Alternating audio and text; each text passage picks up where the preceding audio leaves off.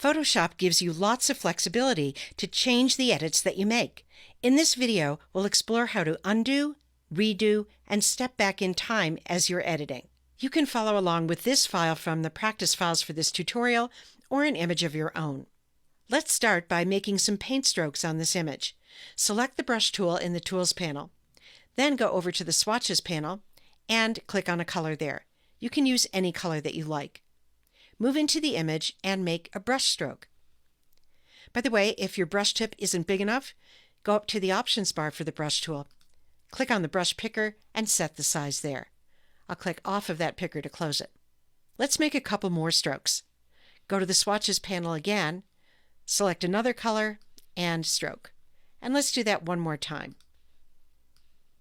So let's say that you want to get rid of the last action that you did in Photoshop, in this case, making that pink stroke.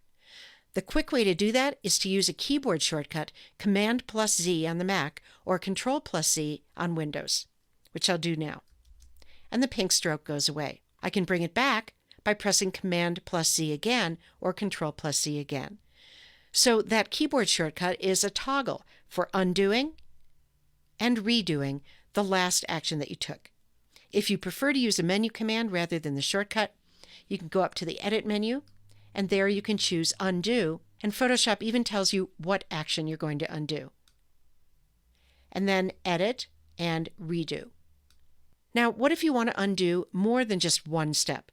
In that case, go up to the Edit menu, and this time choose Step Backward.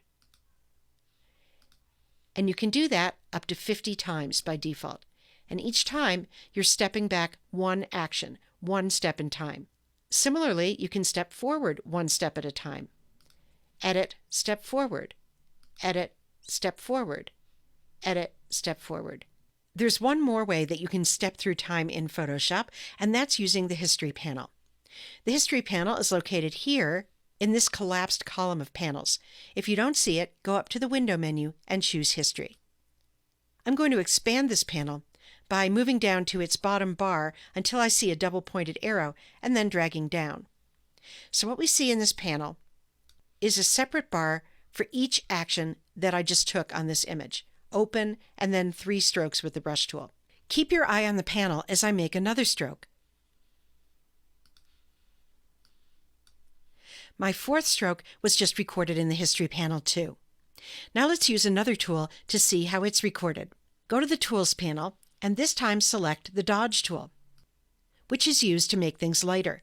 The Dodge tool also has a brush tip, just like the brush tool. To make the Dodge tool tip bigger, go up to the options bar for this tool, and there you have a size slider that you can drag. And then click in a blank area to close the brush picker. Now come into the image and let's drag over the leaf a couple times. Each time I release my mouse and then drag again, another Dodge tool state is recorded here in the History panel. The beauty of having these states in the History panel is that you can step back through them one by one, like this,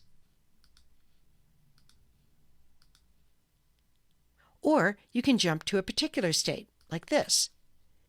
And each time you do that, everything in the image changes to the way it looked at that state, at that point in time. You also can step forward or jump forward in time in the History panel, like this.